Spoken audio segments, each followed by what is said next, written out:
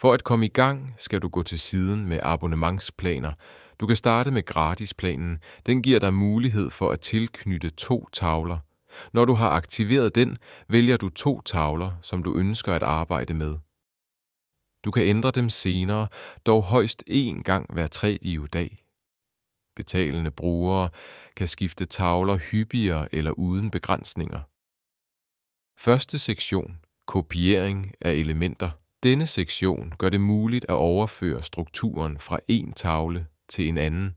Det er især nyttigt, når du opretter en ny tavle og ønsker, at den skal have samme struktur som en eksisterende, for eksempel lister, mærkater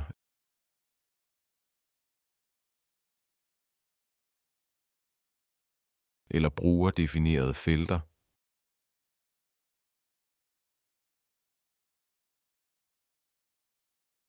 Vælg blot kiletavlen.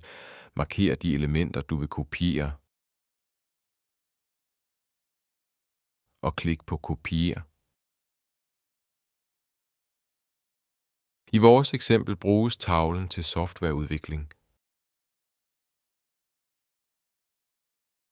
Kortene indeholder brugerdefinerede felter, hvor du manuelt kan tilføje mærkater, deadlines osv. I stedet for at oprette mærkater og felter manuelt på hver ny tavle, kan du kopiere dem fra en eksisterende. Du kan også klone hele tavlen. Vælg en kildetavle, marker alle relevante elementer og klik på Kopier. Den nye tavle vil indeholde alt det nødvendige, og du slipper for at konfigurere alting fra bunden. Med gratis abonnementet får du et begrænset antal kopieringer til testformål.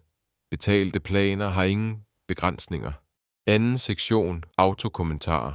Her kan du aktivere automatiske kommentarer i kort, når visse felter ændres. Hvad der spores, ændringer i mærkater, afkrydsning i tjeklister, ændringer i datoer, ændringer i brugerdefinerede felter. Board Assistant tilføjer automatisk en kommentar til kortet og angiver præcis, hvad der er blevet ændret og hvilken ny værdi, der er angivet. Kommentaren oprettes i navnet på den bruger, der foretog ændringen, hvis vedkommende er logget ind i appen. Ellers bruges ejeren af indstillingerne som afsender. Tredje sektion. Automatisk håndtering af medlemmer. Denne sektion gør det muligt at bestemme, hvordan medlemmer i et kort skal ændres, når det flyttes mellem lister på tavlen. Du kan opsætte regler for hver liste. Behold medlemmerne uændret, fjern alle erstat, alle tilføj, nye fjern specifikke. Eksempel på en generel opsætning. Når et kort flyttes til ikke startet, fjernes alle medlemmer automatisk.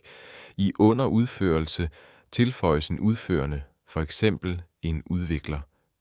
I test erstattes udvikleren med en tester. I release fjernes alle tidligere medlemmer. I praksis ser det således ud. Når du trækker kortet til en ny liste, tilføjes automatisk det ønskede medlem. Ved næste flytning erstattes vedkommende. Og til sidst fjernes alle. En vigtig funktion i appen er, at hvert kort kan have sine egne individuelle medlemshåndteringsregler. Hvert kort har en separat indstillingssektion, som har prioritet over listereglerne. Det gør det muligt at definere unikke scenarier for netop det kort. For eksempel, når et kort flyttes til test, kan du tildele en specifik tester i stedet for den generelle. Sådan fungerer det. Vi har 2 kort, et med egne regler og et med standardregler. Når vi flytter dem, aktiveres deres respektive scenarier.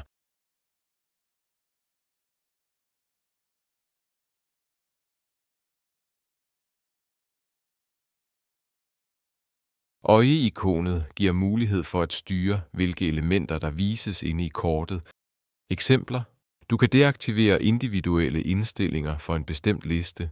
Det er nyttigt, hvis du er sikker på, at der kun skal være én ansvarlig på den liste, og ingen ændringer på kortniveau er nødvendige. Du kan også begrænse, hvilke brugere der vises i en liste. Nyttigt, når du kun vil se relevante medlemmer. I et felt skjuler vi irrelevante brugere, og når kortet åbnes, vises kun de nødvendige.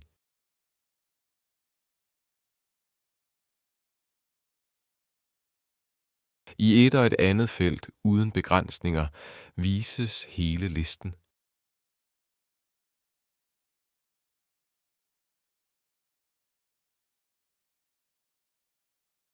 Tak fordi du bruger Board Assistant. Må dit arbejde i Trello være automatiseret, organiseret og behageligt,